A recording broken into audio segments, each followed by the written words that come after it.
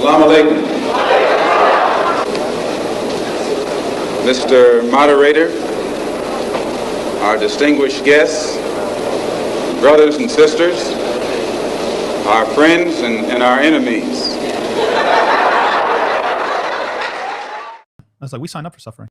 You read the Quran, we sign up for suffering. Allah subhanahu wa ta'ala promised us that we're going to suffer, that we're going to be tested with our bodies and our money and our wealth and everything. And Baqarah and other surahs, Allah promised us, Al-Ankabut, did you think that you would be left to believe or to say that you believe and not be tested or tried? The end of Surah At-Tawbah, at least once or twice a year, personally, collectively, we signed up for suffering. And that's not to say that, that this is not like a pietistic or a quietistic argument that we just have to know. We just have to hum dhikr and just wait for the balat to pass over. No, that's not what we're saying. We have to struggle against it. That's our duty. That's what Allah expects us to do. حَتَّى يُمِيزَ الْخَبِيثَ مِنَ الطَّيِّبِ, so that He differentiates between the good and the bad, the pure and the right. Now, look at here, family. You heard what he had to say there, right? Now, when you press these folks, like how we are on the new Black Muslim media, okay? It's great that you call out Democrats and left-wing politics, but when you get down to the nitty-gritty of it, about responsibility, that's the litmus test. Y'all hear me? You heard what he said about suffering, right?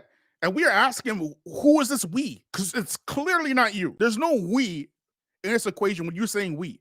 Okay, you already volunteered African Americans. You already volunteered Hispanic people. Where is Tom Fakine, the white Italian, in the suffering here? You get me? The test, it isn't about Tom Fakine's it's not like him admitting that there's oppression. Like he's out here admitting there's oppression of us. So what do you want for that? You want Scooby snacks? You want like an attaboy? What do you want for that? You admitted that, okay, yes, Black people are going to suffer. We suffer. Like, what do you want? That's like nothing. So when it comes to folks like this, okay, the brother is interviewing Tom Fakine. He's hearing what he is saying, and instead of pushing back, and these are like very easy things to push back on, easy, especially what he said about buying elections, especially that. If not anything, if he missed all of everything else, especially that. Especially all he said about Zionism. How does Donald Trump help fight Zionism and stuff, right? These folks don't have any pushback. It's like, we talk about Eddie from the Dean Show all the time, right? And 5 pillars. These folks, what they do is they become a white supremacist apologist, and when the poop hits the fan, all of a sudden, they find their conscience. You get me? YouTubers masquerading as journalists and stuff. This is insane. It's absolute insanity. How I cannot be the only person seeing this. This is impossible. How is it that so many Muslims watch this? And if you go look in the comment section of this video, oh, Tom Fakine's take was great. It was nuanced. It was did you watch the same interview I just watched? None of this has to do anything with bringing the Muslims closer to Allah, to bringing Muslim success. As a matter of fact, you are conceding power to the enemies of Allah on earth while talking about struggle. Out here giving high fives and playing like hours long of slap ass with each other. Oh, great take. Great. Like, what is going on here? Suffering just for the sake of suffering. That's it. You need to ask yourself the question: how is it that Tom Fakine is elated that Donald Trump won this election, and Benjamin Netanyahu is also elated that Donald Trump won the election? How does that happen in the same universe? These are the questions y'all got to be asking. They let them say whatever they want. Just come on my show, say whatever you want. We will spread it to hundreds of thousands of Muslims, right? And we won't push back whatsoever on anything that you say. So they abandoned, what he is telling you is that we are abandoning seeking the reward from Allah, but we're going to run for Trump for the reward. That's essentially what he's saying. We just got to sit down and suffer, and we just hope that our votes for Trump will lead to, non-genocide. Like, this is such a ridiculous, they're not just like, maybe there's some nuance or there's some difference. No, these are straight up cartoonishly bad takes. No Muslim should be thinking like this at all. When Allah has shown you your very clear and open enemy, you should speak like he's a very clear and open enemy. It's like, somebody running defense for Abu Lahab over Abu Jahl. You get it? Like, why would you do something like that? Oh, well, I think Abu Lahab is better for the Muslims because, he's the uncle of the Prophet. Says, like, what is you talking about? right now. These are the enemies of Allah on earth. Nothing that these folks say can be trusted at all. They've shown you this time and time again. And he's talking about, well, if we get rid of Zionism, then, with the Zionism, then eventually the effect of that will be, we'll end the suffering in Sudan. And how does voting Donald, this is what you got to ask. How does voting Donald Trump accomplish that? When you voted for Donald Trump, you didn't vote for Donald Trump, you voted for Agenda 2025.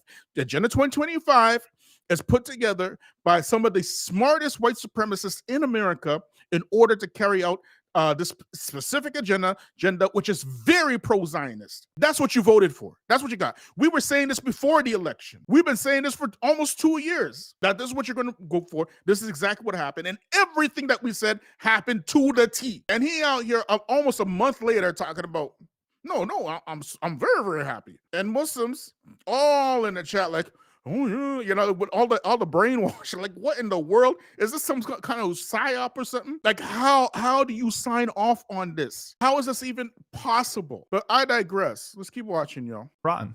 The ones who are going to stand up for Allah's deen and what is true and what's right, and those who, right, but there's suffering involved in that. It's a path of suffering. Yeah, the path to struggle is a path of suffering, and so we have to set our expectations. Who's suffering? Not your suffering, Tom Fakini.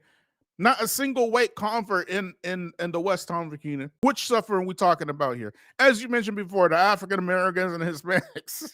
Okay, that's who's suffering. We talked about the Civil War. Okay, these white people, they got more extreme after the Civil War, right? They had slavery by a different name with sharecropping and then convict leasing, using the 13th Amendment and black codes in order to arrest as many black people as possible to re-enslave them. The last slave was freed in the 1960s, not 1865, the 1960s in America. Then you had mass incarceration. These crackers couldn't wait to make sure that to disenfranchise you from voting, which happened in the 2024 election. 3 million, count it up, 3 million, just like in the election of George Bush. Same thing happened with Donald Trump. 3 million black people didn't get their votes counted, okay? Could not wait to do that. And just like they try to re-enslave you, just like they couldn't wait to resegregate you with redlining and making sure that government tax dollars don't go into black schools, don't go into black education, just like they make sure that black folks do not get any type of economic benefit from loans and banks, just like that. Look what Donald Trump, the guy you're so happy to vote for, right? Look what he did recently. Watch this, y'all. He did this like 1 or 2 days ago. Let me show y'all something. Look at this. Trump deletes nationwide database on police misconduct founded after George Floyd murder. That's the Donald Trump. So when he's saying suffering, we are suffering, there's no we in this. Everybody on earth is okay with black suffering. And that's why they mention you when they want to take the moral high ground. Because they know that if they mention you, it gives them some credibility. Because they know and they understand that black people are in fact suffering, which is exactly what Tom Fakini did. Yeah, we know that African Americans will experience some suffering. We're not okay with that. The easiest thing to do in 2025 is to hate Donald Trump for the sake of Allah. That's the easiest. He's such a hateable person. Even non-Muslims hate him because he's such a wicked, evil guy. Tom Fakini. Well, we got to suffer just to get some long-term benefit, because 500 years of suffering of this nonsense, exactly what Donald Trump did, ain't enough. It ain't enough. Also, Donald Trump, do not hire black people for police or army anymore. Also, Donald Trump, all these planes falling out the sky is from DEI. Paper gold. You see, black folks are chumps. If America were to tell you to bring all the rocks in this country to her, and she'll give you $1 million for it, you'll do it. And the next day she'll tell you we're using rocks for currencies, chump.